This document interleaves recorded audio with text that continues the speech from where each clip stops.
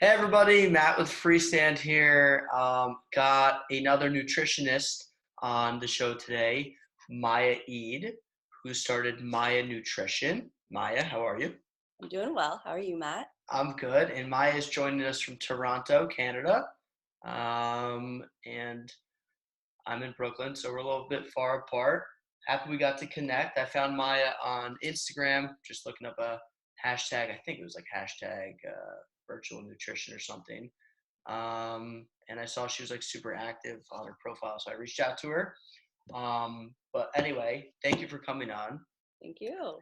And Maya, I think the best way to get started is if you could kind of explain a little bit of your background and kind of how you got interested and then kind of started in nutrition in the first place. If we could Yeah. start with that, I think that's good. It's been a long journey, I can say. Like, I've always had a knack for cooking because my mom always cooked at home since we were growing up. And I've always been interested in the fact that, you know what, there's power in nutrition and the connecting factors of how it can help us feel better energetically, our mood, how how we can nourish our bodies to improve our skin health, our hair health, our digestion, everything. Like, it's Right. all connected. So I knew that there was something going on there. And I thought, like most people, I can also use it for aesthetic reasons, right? To control my weight. And like everyone, we kind of go into nutrition and fitness as a way to improve our aesthetic appearance. No shame in that. That's how I started out. But what happens is that I started getting very involved in it and trying very extreme diets. And so it's been like over like a 15-year journey. But it wasn't until, around 2013, I wanted to actually pursue it in in getting actual training and going to a school downtown in Toronto, the Institute of Holistic Nutrition, and I did the in-class um, training there for a couple of years, and then I found myself working in a gym immediately after, and I was still didn't realize this, but I basically got into the trenches of the clean eating movements, the extreme dieting, and thinking it was all wellness. I'm just doing things for my health, right? Because I Right. care about my health. Not really realizing the psychological damage that was happening. So that's basically where I started evolving as a nutritionist. I started off thinking I was, trying to be healthy and looking into ways to improve my health, which it did, but it caused some negative consequences. And now I'm teaching women and men how to improve their relationship with food, um, and also really tune into what health truly means to them in a way where their life is flourishing in all sectors, not just because they want to lose a few pounds. Right. Yeah. So what was your relationship with food prior to you kind of having the realization that it was a bad one? Like looking back at it now, what was that like? Like It affected a lot of areas of my life. You'll notice when food starts affecting, or you'll start having a poor relationship with food when you create this dichotomous thinking where you might look up like at a bag of potato chips and just kind of turn your nose up and be like, oh, that's packaged. That's not real food. It's like, mhm, yeah, okay, maybe the nutritional content is not necessarily there, but it can serve a purpose. And I'm not saying unless it's violating your own rules and you really have like no qualms about it and you're just like, I prefer not to eat those chips, okay, fine. But the moment you're like, I want them but I shouldn't have them, it puts this negative mindset around the food, and it's like turns into this forbidden fruit kind of mindset. And you end up, as a result, when someone tells you, hey, don't touch that food, like a little kid, you tell them don't touch that, they're gonna want to touch it. touch Yeah. it. it's It's it's like this same thing with drugs. It's like yeah. don't smoke pot and then kids smoke pot. Yeah, yeah. So exactly, and here you are, involved in this realm of wellness where it's like, here's a good list of foods, here's the bad list of foods to avoid, and it causes cancer and blah blah blah. And it gets to a point where we become too obsessive. And I got into this clean eating mentality. And that's not to say I don't nourish my body with high quality, dense, nutrient dense foods, but I've removed the idea that this food is bad for me. And it's, a lot of people think that I'm going to gain weight off of it. So there's this fear of weight gain as well. So that's where you start attaching your weight with with what you're eating, and you start having this like mentality that, oh my God, if I eat this food, I'm going to gain weight. And there's a fear, an avoidance, anxiety around food.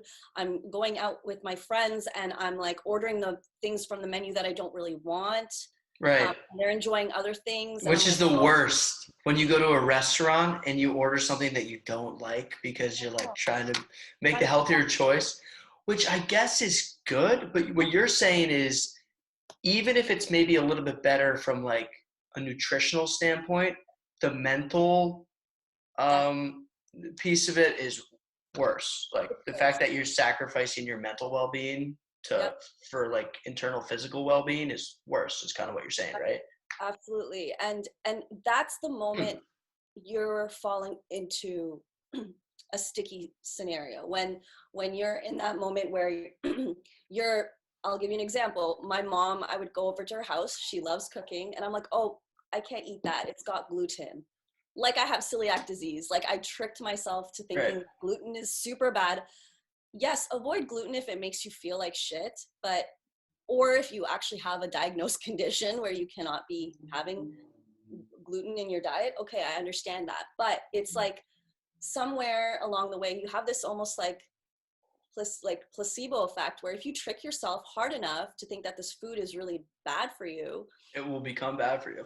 you'll start finding symptoms. And because your brain and your stomach are really, really smart, and they talk to each other, and you can trick yourself into feeling sick after Yeah. eating a certain food. And I see this all the time. I cause myself anxiety and digestive issues from abstaining from food so much, to the point where I had like a small list of food I was eating. And Mm.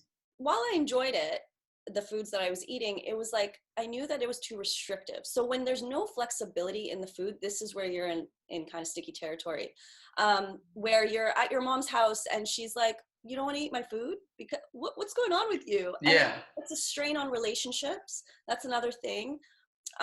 There's like a huge list, and I have this all on my Instagram post. I just posted like a No, not, it makes total sense in general what you're saying. yeah, yeah. Um, I It's like, feel like I was just gonna say I feel like now mhm. more than ever, just with the internet and Instagram and just like there's just so much content out there about all these different diets and everything, keto, gluten free, pescatarian, vegan, all this stuff. And there's like a big movements behind it. I feel like now more than ever, I feel like the most pressure on people to make all these really specific decisions. And yeah, I don't know. It just seems a little bit crazy at times. Yeah, Yeah, I think people think in order to be healthy, you have to be strict. yeah. You don't need to be strict. You can, at the end of the day, it's like, are you living a fulfilled life, or are you finding that there's things that is stopping you from living a life to its fullest? Like personally, I've had clients who are like, I don't want to go. This happened just recently. A client of mine was saying that she has experience as a lifeguard, and she wants to teach her daughter how to swim, and she's too embarrassed to show up in her bikini in the pool to teach her own daughter how to swim. Like Yeah. it's that point where it's like, what are you giving up? The experiences, the moments, these memories, the bonding, right? This is what life is about. And as a holistic nutritionist, I look at all that. I don't look at just the food that you put into your mouth. I look at how is your spirit, your mind. Hmm. What are your thoughts like? What's your environment like? Are you in an environment where there's a lot of diet talk? There's a lot of talk about how you look, you know, because that can really influence our body image, which can cause the reaction of wanting to diet hard to control our appearance. So what are the different types of nutritionists that are out there? Ooh, So like you have like a holistic nutritionist like yourself, which means what? You're looking at more than just food. You're kind of yeah. looking at the bigger picture Hmm. Hmm. surrounding food. We're looking at the body as a whole. We work from the root up. So as much as I'm working a lot with women and men too, but mainly women who have disordered eating, a little Hmm. different than eating disorder. That's a little bit more of a clinical approach that could be out of my scope. But disordered eating habits, like what we talked about, um, aside from that, we're looking at also how they live their life. Is their job stressing them out? How's their self-care habits? And that's Right. just, food is part of self-care, but like, are you sleeping on time? How's your digestion? um, what is it like, do you have fulfilling relationships? Do you have a fulfilling job that you love? And you don't have to meet all that criteria. Some people, it's not so important for them to have a fulfilling job, but Hmm. something that could allow them to have other areas of their life to flourish. We look at symptoms. So symptoms that might be masked through, you know, prescription drugs and stuff, where it could actually be naturally healed. We can find alternatives to improve these markers through lifestyle and food. So we try to work from the ground up, Gotcha. instead of just, yeah, that's basically. As and then the other types of nutritionists that would be out there would be like nutritionists that like count like macros and stuff like that, and More like like physique, yeah, physique, like they work with competitor, like bikini physique, contest prep type of thing. There's probably more functional nutritionists that work hmm. in more of a clinical setting, where they are working with people with diagnosed conditions who are looking for alternative care. Um, we are not allowed to heal or treat or diagnose, but we can definitely work on implementing healthier habits and behaviors and protocols, sound protocols that are evidence-based, using natural supplementations that are credited. They're not, just some over-the-counter Yeah. stuff. Good quality professional brands, and build protocols that way, as well as helping them in other areas of life. So it might be like adding more meditation, Gotcha. getting a sleeping routine going. So It's it much really, more than just nutrition. yeah, Yeah. yeah. And so how do you approach working with somebody, like kind of from the ground up? So like you meet with them and then do you kind of like, do you have them like walk you through their daily life and kind of some of like their struggles with food and other pieces of their life? And then you kind of like offer advice from there. How does that work? And like, how do you, I guess, approach each client like from the ground up? Yeah, that's a great question. So every client comes to me very, very unique experiences in life. I always approach knowing that they have full autonomy over their body. That's number one. They decide what they want to change, and I'm here to support them. We work on goal setting, but at the same time, it's like they know their body more than I will ever know their body. And what we do is really find the landscape of where they're at and work from the ground up that way, in terms of what's the one thing that's really bothering them right now? What's the obstacle that's getting in their way of improving their quality of life? Truly, because that's all we want Hmm. in life is flourishing health. And what that is ensuring that your body is feeling as optimized as possible. And then when you're feeling good, everything around you just starts falling into place, right? So a lot of the clients that I attract naturally, just it's happened this way. And I think through my story, it's become a passion of mine. So I work with a lot of women with, low confidence, low self-esteem, low self-worth, and it's all tied into how they feel and think about their body. Hmm. And so body image issues is huge. And you know what? That's one of the main things, aside from motherhood, that women feel ashamed about, is their body. That's the two things. And when you realize, like, it's like, wow, our compassion for ourselves is really low. So we have to remove the self-criticism. And a lot of the time it's having mindset strategy calls with my clients. Like, the first session with them, I do a very, very thorough intake, very in depth, where I not only look at their health history and what they're currently dealing with, maybe if they're on any medications, supplements, what their mother and father may have been diagnosed with, or what they're currently diagnosed with. Like I do all of that in-depth work to just see what we're dealing with, Mm-hmm. because that can be connected to a lot of their emotions and thoughts and symptoms that they're dealing with. Um, and I also ask them to describe their relationship with food. A lot of them don't have a healthy relationship with food. I just see the pattern always happening. Um, and we normally work from that point where I ask them what's the one thing that kind of, what is that expression? The straw that broke the camel's back or Mm-hmm. something. It's like Yep. that last moment where they're just like, I can't. Yeah. This is my moment where I'm realizing I need to work with somebody to work on XYZ. So we come from that place, and then we build on that and work on goal setting, a lot of mindset. I'm finding I have my training in health psychology because I'm realizing that it's not just about the food. We all know that we need to exercise. We all know that we Right. need to eat healthy. Why are we doing it?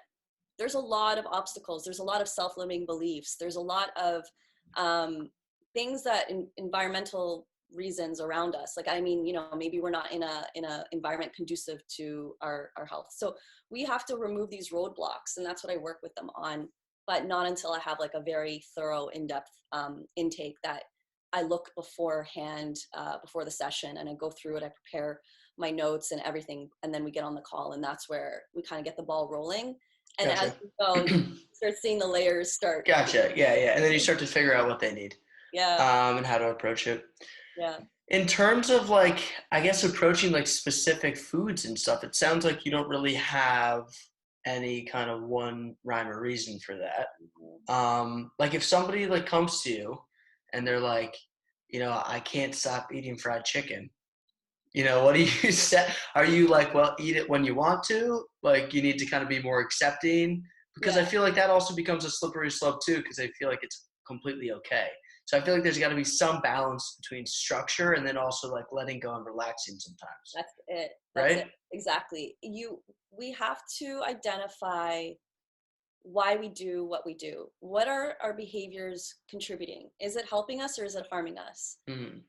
Sometimes, And that and help, is it helping us or harming us mentally or physically? Like, okay, both. Yeah, both. both. Like Both. maybe that fried chicken really made you feel good that day and you Yeah, were like they happy and it feel. tasted great. Yeah, But, but enough. physically, go But ahead. fried chicken every day. Right, it's not good. You're- I'm the type of person who I don't have the healthiest eating habits. And when I do eat unhealthy foods, I'm like, what, screw it. Like, this is great. And then after I eat it, I'm like, you know what I mean? I kind of feel like bad about myself for making that decision. yeah. Yeah. So it's identifying. This is where mindfulness comes in, and this is Yeah. another part, a little segment of what I do as a nutritionist as well, is work on clients' mindfulness, because we are so impulsive. Like, ooh, this sounds really good. This fried chicken, man, I had a long day. I'm starving right now. I need calories. I need something that really sticks. And Yeah. fried chicken will help soothe the stress that I'm feeling right now. Cause it does. It Like, does. not necessarily fried chicken. But I'm giving like, I feel like that's just a good example because that's a it's good fried chicken. example. But it creates that soothing feeling and reduces the stress almost immediately. But what if we replace that fried chicken with another helpful habit? One that is actually more aligned with our goals and our values. And that's where we fall and we become a lot more. That's the structure, that's the mindfulness that we incorporate, and creating that space, that distance between the impulsive, like, this is my go-to, this is what I want to eat, and then you feel guilty after. It's because you didn't give yourself space to go, but how do I want to feel after this? Is Mm, it really worth it? yeah. What am I actually feeling right now? Do I want the fried chicken?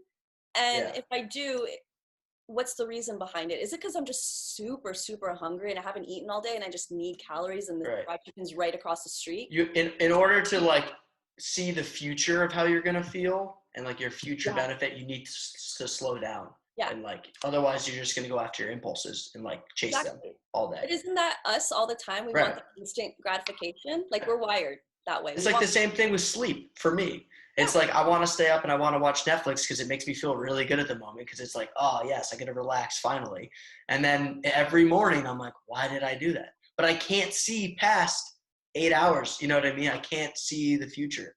But so you're exactly. saying meditation, and Yeah. that's with everything in life. Mindfulness, more of that My, mindfulness. Yeah, creating some distance. And there's also identifying it. Like we have to reverse engineer. Why are you staying up and watching Netflix all day? There, or sorry, before bed. right. There's a reason that's going on, that's contributing to that moment in time, right? So we want to reverse engineer and recognize, oh, maybe you just didn't have a lot of downtime today. You didn't really take enough self-care for yourself, or have some fun, or just, yeah. So it's like, my day doesn't feel done yet. I want to veg out and not think Yeah, right now, and exactly. Netflix sounds like a great option.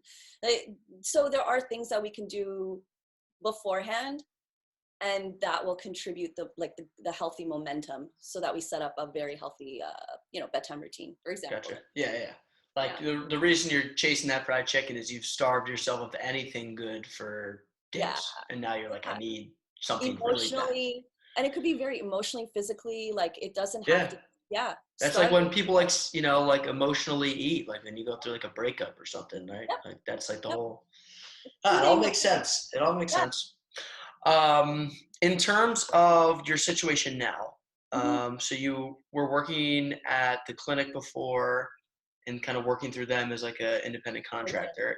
Yeah, And then now that COVID shut everything down, you kind of went completely online, but you were doing some virtual work beforehand still? some virtual, yeah, Okay. yeah. So if you could kind of explain like a little bit of that dynamic, and then kind of what your thoughts are, or how everything's gone the last year, I guess, working independently. And Yeah, I think being in the wellness industry, health industry, we do see it has boomed, because people are now waking up and realizing, well, shit, I can't just like sit around. I'm staring at my wall. I don't know what to do with my life. I'm feeling like crap. I should probably, and they're reflecting more about what they put in their mouth, and like the workouts that they're doing, they're not doing it. They're not feeling motivated. There's no community. What used to, maybe you're into sports. Sports is gone. Like, where is my physical activity anymore? I used to play hockey and football and all that stuff with my friends, and now it's like, or go to the gym and lift heavy weights. right. I don't have access to heavy weights anymore. Like, it's it's really challenged people in such a deep way, and it's activated and amplified a lot of the things that were probably sitting around, just kind of hovering, and now it's like, I gotta face my shit. I gotta Yeah. figure something out, and I don't have the tools anymore, right? Or sorry, they don't have the tools, period, because they were doing things in other ways that helped them, and now it's all gone. So in terms of my business, this is what I'm built to do. Literally, I'm like a problem solver. I've been through the trenches with different environments, and over the last 15 years of my life, just like understanding and learning about myself and my habits and behaviors, and questioning a lot of why I do what I do. And my passion will always be about personal development. And I think in this day and age right now, we are really being forced to either, you have two options. You either level up, or you stay the same, and it might recede even more, right? Like it can get Mm. worse. And I have clients right now going, this is not getting any better. I'm gaining more weight. Understandable, right? Like, you're not moving as much. You're grabbing convenient foods. You're not nourishing your body. Your self-care is not, being, you're not It's not priority. Yeah. not prioritizing it. Yeah, exactly.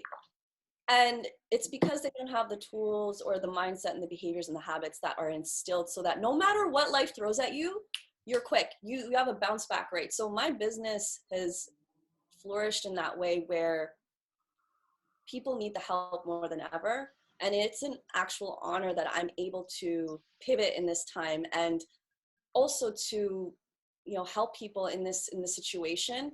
At the same time, I've always had the goal of becoming 100% virtual. I don't know what's going to happen later on when things open up again. Maybe I'll do like, in-person workshops and things like that. Maybe I'll open up a clinic. I don't know. But right now this is my setup. I love it. I feel like it's helping me help more people. And 100%. that's my biggest, goal is everyone is dealing with the same thing relatively, in some form. Have you ever thought about creating some type of like community where you could include like, because like Instagram does this in a way, but it's not like I feel like inclusive enough, Mm-hmm. or I guess exclusive enough. Not that exclusive is the right way to describe it, but like a community where people could, I don't know, sign up and like work together, work with you, kind of like this interactive thing. I feel like that might be honestly a decent. Oh, 100%. Actually, that's in the works. So, because I'm finding community, we all struggle. Like we're all humans with emotions. To say that we're not emotional eaters Right. and we don't use food at all. If we're not using food, we're using other substances. We're using other things, social media, scrolling, staying up late. Like we have our vices in There's other so ways. many vices now, especially. I mean, that the phone is the biggest vice. I Yeah, think everyone's on their phone it, more it than is the ever. biggest vice, hands down. Yeah, Not it's I true. think it is. Yeah, yeah. We're using our phones more than ever now, and it's like we can either use it for our advantage and build a community of like-minded people who are looking to improve their health, personal development, spirituality in whatever sense that means, whatever Mhm. it is to help them through this time. Um, so I think with my business, it has been a blessing for me because it allows me to really reach out and help people in a way, in a deeper way, not just what's your body fat percentage, how much weight Right, do you want to lose, let's get you on the scale, and like how right. many times do you work out today. F that. You're not going Yeah, to be like 90 years old going, wow, I did so many steps. Like, who yeah. cares? And it might not even work. Yeah, It probably won't work. yeah. Yeah. And I think like Unless you're now, like you're an athlete or something, you unless you're need not, to. I get that we want that qualitative, that I should say quantitative Quantitative. data, Yeah. but now we're moving into more qualitative data, and it's like people are realizing that there's more than just their appearance, and they really truly want to take care of their health. Yes, there's a virus happening around here. Like maybe I should look into improving my immune system. What does that look like? Mhm. Um, what can I do at home and to take care of myself? And yeah, it's been good for my business, but in a way that it's like I get to help way more people being online and sharing things that we're all struggling with in some way. Yeah. Yeah. You can just reach a bigger audience. Yeah. So how many people are you working with currently? Oh, 'Cause I keep my coaching, my one-on-ones very small, to be honest, because I'll burn out for right. the because I don't want to sacrifice the integrity of their success. I limit it to about 20, 25 clients. Well, that's a lot. That's Um, still a lot of people though. 2025. because It's I a have lot. good systems. Yeah. I have good systems, and I'm very grateful that I'm able to do that. But on top of that, I do other things because there's still going to be a ceiling if you're just seeing See, me. I feel like that's it though. So like you could have like your 20 to 25 private one-on-ones, Yeah, and then you could figure out that kind of bigger group group. piece, Yeah, which doesn't require one-on-one attention. It's just you for how maybe 3 hours a week, separate time slots where you get to talk with everyone or something. absolutely. And maybe Yeah, it's like cheaper. I don't know, but I feel that like that's kind of that. That's where you can make that work. yeah, it would be at a better price point for those because my one-on-one coaching is definitely high level. There's a lot of touch point. They get a lot of me. They get a lot of that access to me. That's why I have to cap it. And I've been doing it for a long time, so I'm able to take on that many clients. I don't know Yeah, if other coaches would be able to, but even then, I still feel like I have some wiggle room. But there's a point where I want to protect my energy and sure. not burn out. Yeah. Um, that's what you're all about. That's what you teach. You Yes. have to. I have to. um, how old are most of the people that you work with, and are they generally men or women, or is it really a mix? Great question. No, I think there's definitely more women. I would say probably about 95% women. Yeah. right? There's always going to be I feel men like who come to me who want to work on physical goals. Totally fine. We know what to do. I have women who do want to work on physical goals as well, but we work on screening to make sure that they're in a good mindset for that, right? But mainly, I would say the age group would be, um, I would say around 28 to like 45. okay, Yeah, yeah. okay, interesting. And mostly Toronto based. How are you finding these people? Are they Mostly Toronto based, definitely. A lot of it is through my social media. A lot of it is through my time working at the gym in the past. A lot of people just have been following me for years, and networking, organic, kind of word of mouth. A lot of them are in Toronto, but I get people from all over the world, just like random people that Europe, find you on Instagram? America. Yeah, it's really surprising sometimes because it's like I'm definitely Canadian based right now, and this is something that I will work on taking more internationally. But I do have international clients from all over the world. It's just very like random. Right. Yeah, that's And like most people I've spoken to, that's kind of what it's been like. It's like yeah, most people come from, especially if they worked in person somewhere, most yeah, people will be, like people from that area just through word of mouth or just previous clients. And then like random people will kind of trickle in from yes, like random places. exactly. And do they just DM you on Instagram usually? Or Um, are they like, Sometimes they DM me, but a lot of the times I think they sign up on my website for a okay, discovery call. I have a free 30-minute discovery call that I give all of my potential clients a chance to chat with me, learn more about my philosophy and my program, so that they can feel like they're confident that this is the right fit for them.